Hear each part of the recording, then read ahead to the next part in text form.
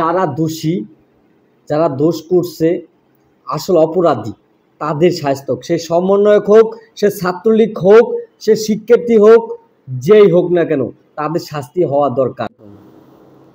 ঢাকা বিশ্ববিদ্যালয়ে যে আলোচিত ঘটনা, তোফাজ্জলকে যে পিটিয়ে হত্যা করা হলো, সেই কাহিনী এখন আর মানুষের মনে পড়ে না। সেই কাহিনী এখন আর মানুষের আবেগ জাগায় না, কারণ ওটা এখন পুরনো। বিভিন্ন ইস্যু আসতেছে, বিভিন্ন ইস্যুর তলে এটা চাপা পড়তেছে।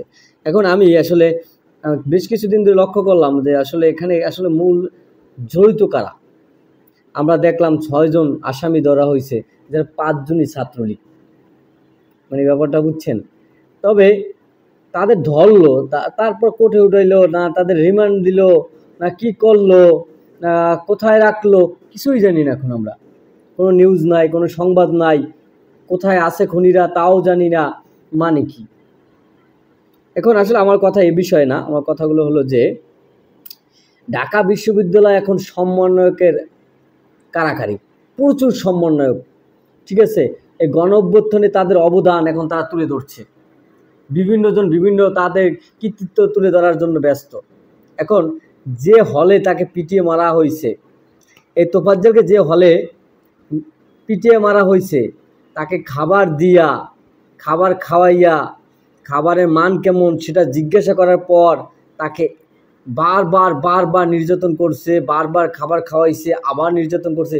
এভাবে নির্যাতন করতে করতে এক পর্যায়ে তোফাজ্জল শেষ নিঃশ্বাস ত্যাগ করছে। কিন্তু তাকে কিন্তু বারবার আঘাত করা হয়েছে। আমার মনে হয় যে তার মনে হয় হাড় থেকে মাংসগুলো আলাদা করা হয়েছে, এমনভাবে পিটাইছে। আমরা আবরারকে দেখছি কীভাবে পিটিয়ে মারছে ছাত্রলীগ। ঠিক আসলে আবরারের ভিডিও ভাইরাল হয় নাই, তাই আমরা আসলে সেভাবে নিতে পারি না, তারপর আমরা প্রতিবাদ কম করি নাই। কিন্তু তোফাজ্জলের ব্যাপারটাও কিন্তু তার চেয়েও আমাদের নাড়া দিচ্ছে বেশি। আমাদের বিবেক, আবেগ সব জায়গায় নাড়া দিছে। এমন কোনো মানুষ নাই যে তার বিবেকে নাড়া না দিছে তোফাজ্জলের কাহিনী।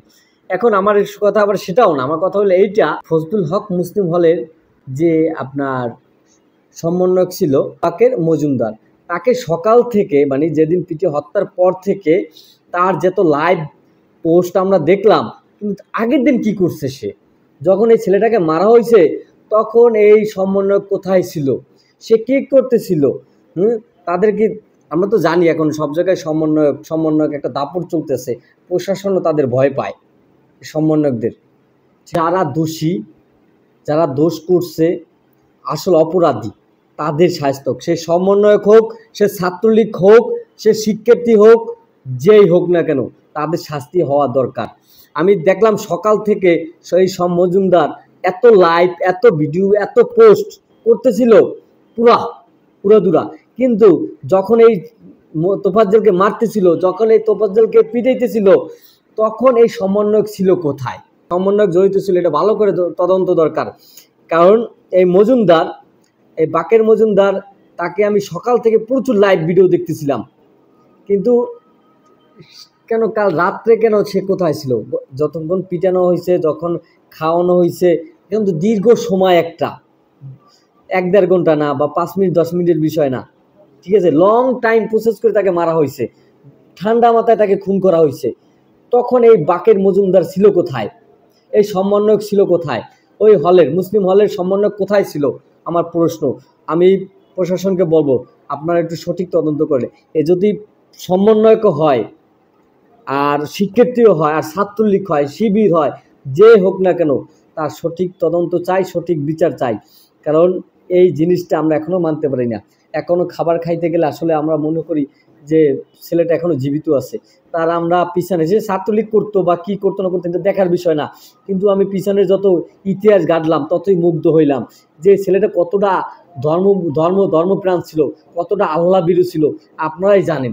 কিন্তু এই লোকটাকে, একটা মানসিক রোগীকে যেভাবে পিটিয়ে হত্যা করা হইলো, হ্যাঁ, সেখানে এখন তাদের এই যে 6 জনকে ধরা হইলো, সেই 6 জন কোথায় আছে, কী অবস্থায় আছে, তার কোনো খোঁজখবর আমরা পাচ্ছি না, কোনো আপডেট পাচ্ছি না।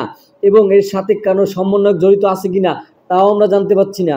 এই সমন্বয়ক যদি জড়িত থাকে, তাকে বিষয়টা আড়াল করা যাবে না, কারণ এটা স্পষ্ট যে ওই হলে সমন্বয়ক যে মজুমদার, বাকের মজুমদার, সে ওই জায়গায় ছিল, থাকা সত্ত্বেও কেন এটা নিয়ে সারা রাত কোনো আলোচনা হলো না, সারা রাত কোনো খবরাখবর ছিল না। সকালবেলা কেন এই মজুমদার জানতে পারলো, মজুমদারকে অ্যাক্টিভ দেখলাম, কিন্তু রাতে সে কোথায় ছিল? এই মজুমদার রাত্রে কোথায় ছিল?